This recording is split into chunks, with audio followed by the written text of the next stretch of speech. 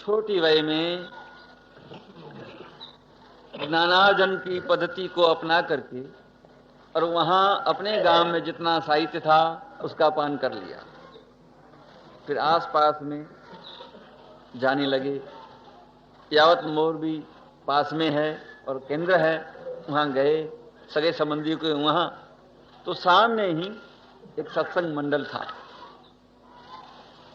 ये बात जब सुनी कि यहां सत्संग चलता है, आप गए तो कोई वकील है, कोई बड़े अमलदार हैं, कोई बुद्धिमान लोग, केवल वही हैं और धार्मिक चर्चा रोज चलती।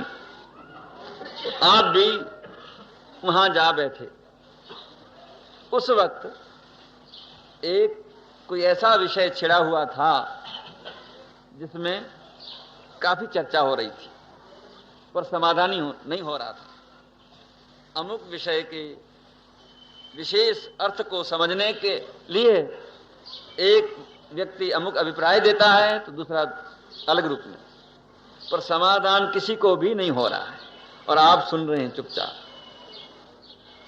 जब कोई निष्कर्ष नहीं आया, वो हताश हो गए। यदि मुझे इजाजत मिले तो इस संबंध में कुछ मैं कहूं। तो एक व्यक्ति ने हंसी उड़ाई कि बैठ बैठ, हम जो बड़े बड़े आदमी समाधान नहीं कर पा रहे हैं, तुम बच्चे क्या कर सकोगे। तो एक वृद्ध आदमी ने कहा कि ये जो शरीर है ये बच्चा है, पर आत्मा तो बच्चा नहीं है। क्या मालूम किस रूप में ज्ञानी विचरण कर रहे हैं, ये बच्चा कह रहा है तो सुनो तो सही। तो सभी मंजूर हुए और बाद में उसी विषय को आपने गहराई से ऐसा व्यक्त किया, आश्चर्यचकित रह गए। सबको समाधान हो गया। बड़ी शादवाद शैली से उन्होंने समन्वय करके और समाधान दिया। बड़े प्रभावित हुए, सारा मंडल प्रभावित हो गया और आग्रह करने लगे कि हमारे मंडल में आप भी हों। मैं तो रहता हूं वाणिया, इसलिए प्रतिदिन तो मैं नहीं आ सकता, बाकी कोई विशेष प्रसंग हो और आप फरमाएंगे तो जरूर हाजिर होऊंगा। इस न्याय से आपका मंडल से संबंध जुड़ा। होते होते एक बार मोरबी में एक अवधानी शंकरलाल शास्त्री पधारे। अष्टावधान, 8 अवधान कर सकते थे। भारत भर में 2 व्यक्ति अवधानी थे और अष्टावधानी थे। तो उस वक्त उनको मोरबी वालों ने आमंत्रण दिया था और अवधान प्रयोग कायम किया था। अपनी मंडली ने आपको आमंत्रण भेजा कि यहां पर आपकी अनिवार्यता है, शीघ्र आ जाइए। आप हाजिर हुए समय पर। जाहिर सभा के अंदर शंकरलाल शास्त्री के अवधान प्रयोग हुए। जैसे सब देखते हैं ऐसा आपने भी देखा।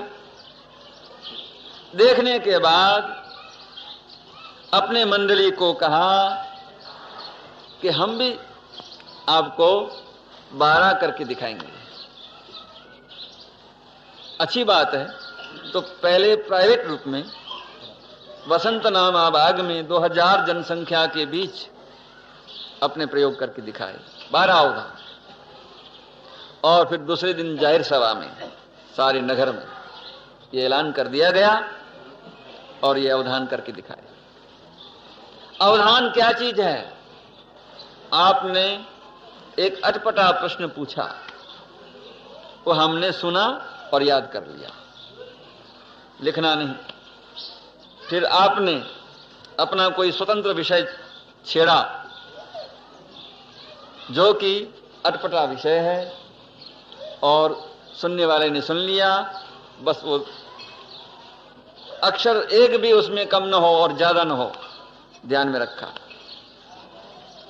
ऐसे 8 व्यक्ति 12 व्यक्ति जितना भी, उनके सारे प्रश्न सुन लेना और कंठस्थ कर लेना और उस बाद में जवाब देना।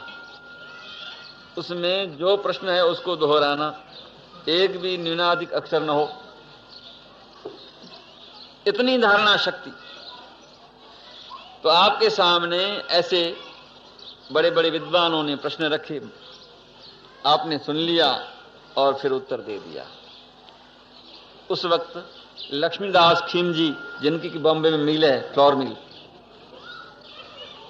वे वहां हाजिर थे और उन्होंने उठ करके जो भाषण दिया, हृदय वेदक भाषण दिया और इतनी सराहना की, फिर पेपरों में आउट हुआ है। उस वक्त के पेपरों में आउट हुआ, आज भी वो सुरक्षित है। बाद में मौका मिलने पर वढवाण में पधारे, वहां 16 अवधान करके दिखाए। बाद में बोटाद में राजे महाराजे और उस वक्त के अंग्रेज जो एजेंट के रूप में काम करते थे एजेंसियों में, वे सबका एक बड़ा भारी महोत्सव था, सम्मिलित मेला था। उसमें आपको आह्वान कर दिया गया था, आप पधारे हैं और वहां 52 अवधान करके दिखाए। उसके बाद, उसके पहले जामनगर भी आपका पधारना हुआ था और वहां कुछ व्यक्ति अवधान सीखने के लिए वर्षों से मेहनत कर रहे थे, पर वो कला हाथ में नहीं आती थी और आपने वहां अवधान करके दिखाए। लोग दंग रह गए। आपको हिंदना हीरा, हिंद के हीरे, साक्षात सरस्वती इत्यादि कई टाइटल मिले थे और कई चांद भी, चंद्रक भी। आप अहमदाबाद पधारे, मोक्षमाला ग्रंथ मुद्रित कराने के पूर्व ग्राहकों को तैयार करना, अपने पिताजी की लक्ष्मी को नहीं वापरना, छूना नहीं, अपने पुरुषार्थ से आगे बढ़ना, यह आपका ध्येय था। इसलिए आप अहमदाबाद पधारे। वहां जो खास आगेवान जैन लोग थे, आपका सर्वत्र नाम जाहिर हो चुका था और वो सुनते ही एकत्र हो गए। वहां भी अवदान प्रयोग करके दिखाए गए। बाद में ग्राहक भी तैयार किए गए। वहां जयसिंह भाई के भाई जूठा भाई, उनका प्रथम परिचय कैसे हुआ, ये एक घटना समझने जैसी है। जयसिंह भाई के वहां आप ठहरे थे और फिर एक आदमी को लेकर के और घर गए। उनके आदमी तो पीछे चलता है, आप आगे चलते हैं। अहमदाबाद में इस दिए से पहले पहले आ रहे हैं। जैसे पहले से देखा हुआ घर हो, उस प्रकार आप घर जा रहे हैं। घर के आंगन में प्रवेश हुआ और सामने जुठाबाई बैठे थे, जो उनकी लगभग अवस्था के ही थे। केम जुठाबाई, गुजराती में बोले, केम जुठाबाई। वो सुनते ही और देखते ही जुठाबाई एकदम ध्यानस्थ हो गए। यावत देहभान छूट गया और जाति स्मृति ज्ञान हो गया। पूर्व जन्म के निकट संबंधी थे, उन्हें भी दिए दिया अलौकिक जीवन, अलौकिक जीवन।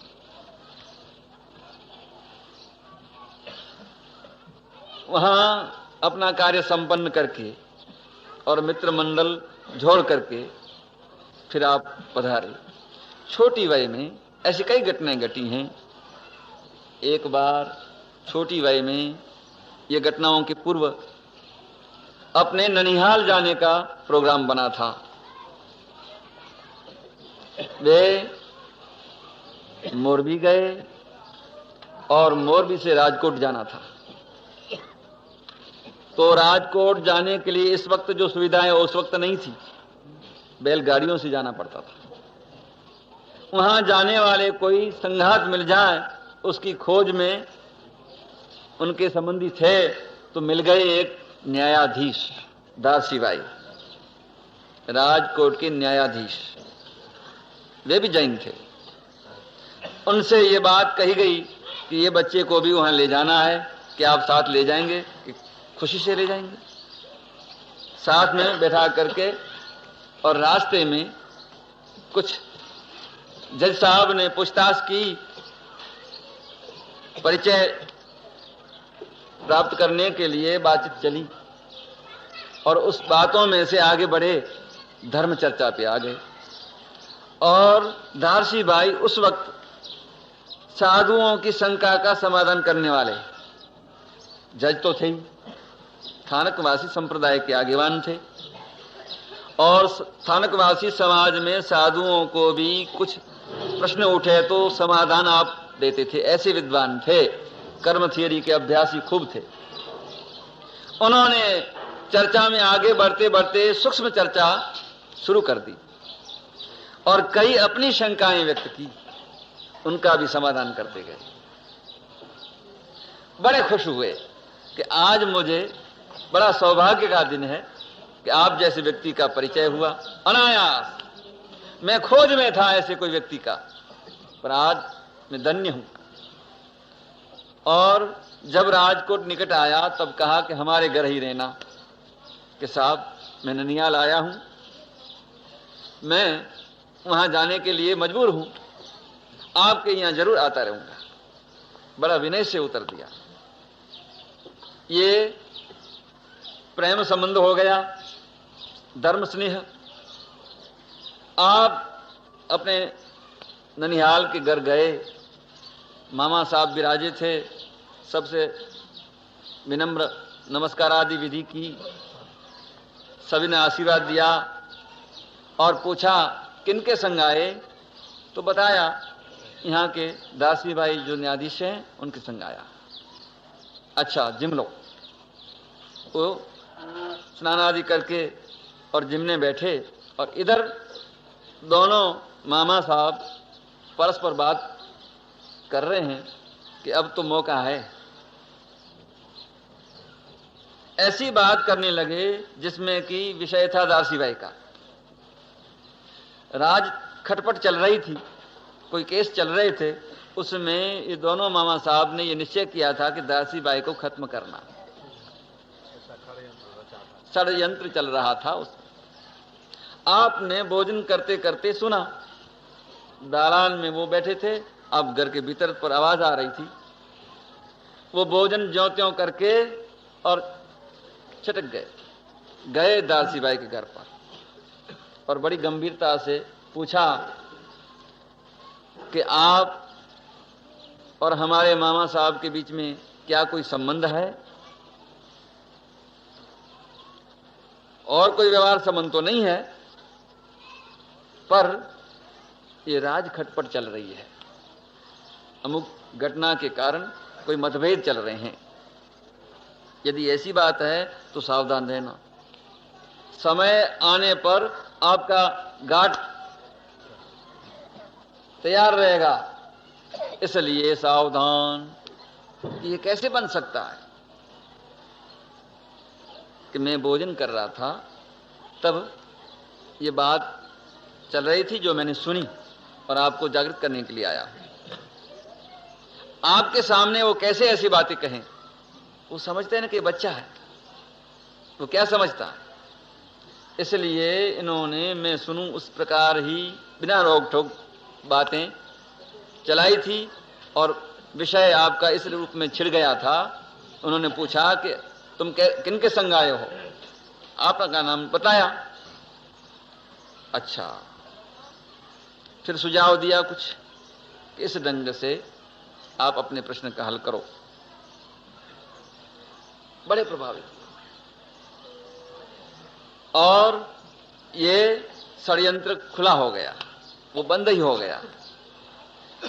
इन्हीं दिनों में आपकी ख्याति सुन करके, अद्भुत स्मरण शक्ति संपन्न व्यक्ति की ख्याति सुन करके, कच्छ देश से हेमराज भाई और मालसी भाई, जो कि बड़े विद्वान और बुद्धिमान थे, 100 श्लोक एक दिन में कंठस्थ करने वाले व्यक्ति थे वे। हेमराज भाई की पुत्री अभी यहां आई हुई थी इस महोत्सव में। ये कुछ बच्चों के कारण फिर जाना पड़ा, वापस गई हैं, सांगली से आई थी, हेमराज बाई की खास पुत्री। इन्होंने, जो कि विद्या विलासी थे, सुना कि एक ऐसा रत्न है, यदि उन्हें और भी आगे बढ़ाएं तो एक विश्व के अंदर विभूति प्रकट हो जाए। वो वात्सल्य के कारण ऊंट पे सवार होकर के और बवानिया आए आपसे मिलने के लिए। बवानिया मालूम हुआ कि तो गए हैं मोरबी गए तो वहां से मालूम हुआ आप गए राजकोट, वो राजकोट की ओर प्रस्थान करके आ रहे हैं। पहले कभी परिचय नहीं है, पत्र व्यवहार नहीं है, और केवल संकल्प करके वे आ रहे हैं। आपके ज्ञान में वो आकार प्रतिभाषित हुआ और आप दासी बाई के घर गए और कहने लगे कि हमारे मेहमान आ रहे हैं, उनके उतारे की व्यवस्था हम चाहते हैं कि आपके वहां हो। क्या हो सकेगी? बहुत खुशी की बात है, खुशी से पधारे। उनके लिए ये भोजन व्यवस्था भी हो और ठहरने के लिए ये सुविधा हो जाएगी। और फिर आप सामने गए लेने के लिए। राजकोट शहर तो शायद आपने देखा ही होगा, ये गलियों का ठाठ है कई, तो किस रास्ते से वे आएंगे वो कोई निश्चित तो था नहीं, तो अभी उसी रास्ते आप सामने जा रहे हैं जिस रास्ते से वे आएंगे। ठीक दूर निकलने के बाद ऊंट के ऊपर सवारी करते हुए वो व्यक्ति आ रहे हैं।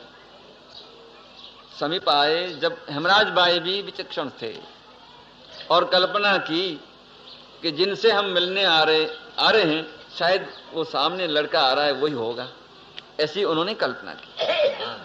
और फिर थोड़ा आगे बढ़े जब आपने ही पुकारा, कैम हेमराज भाई, कैम मालसी भाई, पधार्या, खुशी मां छो। दंग रह गए। कभी मुलाकात हुई नहीं है, पत्र व्यवहार भी हुआ नहीं है, और अभी आने का प्रस्ताव भी उनके सामने नहीं गया है, और ये कैसे जानेंगे? वे नीचे उतरे और बड़े प्रेम से मिले, लगा लिया छाती से और कहा कि आपको कैसे मालूम हुआ हमारा नाम और हम आ रहे हैं? ये सब घटना कि आत्मा की अनंत शक्ति है, बस इतना जवाब। और गंभीर ले गए सीधा वहां और वहां ठहराया। देखते हैं तो वहां सब तैयारी है भोजन की। वो भोजन करके फारिग हुए। बाद में हेमराज बाई ने न्यायाधीश को कहा कि हमें एकांत में रायचंद बाई के साथ बातचीत करना है, कोई ऐसे खंड में हमें सुविधा हो कि तैयार है, पधारिए। उधर एकांत में बैठ करके और उन्होंने अपना प्रस्ताव रखा कि हम आपकी बुद्धि प्रतिभा से बड़े प्रभावित हैं और आपके ज्ञान से भी बड़े प्रभावित हैं। हम चाहते हैं कि विश्व कल्याण के लिए एक ऐसा रत्न तैयार हो। वो ज्योति आप में हम देख रहे हैं। हमारी ये भावना है कि आपको आगे शिक्षा के लिए बनारस ले जाएं, काशी बनारस विद्याधाम। थोड़े समय में ही आप सभी भाषाओं में और ज्ञान में निष्णात होकर के हम सभी का कल्याण कर सकेंगे, इसलिए हमारी ये तुच्छ प्रार्थना है। तो कहा कि हमें जाने की आवश्यकता नहीं है, वहां जाने की आवश्यकता नहीं, इतना ही कहा। वो समझ गए कि जिस व्यक्ति को हमने न चिट्ठी दी थी न कुछ परिचय, और फिर भी ये सब तैयारियां और सामने लेने आना और नाम पुकारना, ऐसा ज्ञान है तो उनको और को कौन सा शिक्षक चाहिए, कौन पढ़ाएगा इससे अधिक। पर फिर भी ये ख्याल परंपरा का कि शास्त्रीय ज्ञान हो तो समझाने में सुविधा हो जाती है। आखिर उन्होंने इनकी ज्ञान की प्रतिभा को समझने के लिए संग पट्टक, जो जिन वल्लभ सूर्य जी महाराज का बनाया हुआ ग्रंथ है, जिन दत्त सूर्य जी महाराज के गुरु महाराज जो 850 साल पर हुए हैं, उन्होंने संग पट्टक नाम का एक ग्रंथ, बड़ा मौलिक ग्रंथ है और बहुत ही क्लिष्ट भाषापूर्ण है संस्कृत। वो एक पद्य, उसका लोम विलोम रूप में एक एक अक्षर सुना दिया और कहा कि ये जोड़ दो, तो उसी वक्त वो जोड़ करके सुना दिया। केवल सुन करके ही और भीतर जोड़ करके ही सुना दिया। वे एकदम उनके हो गए।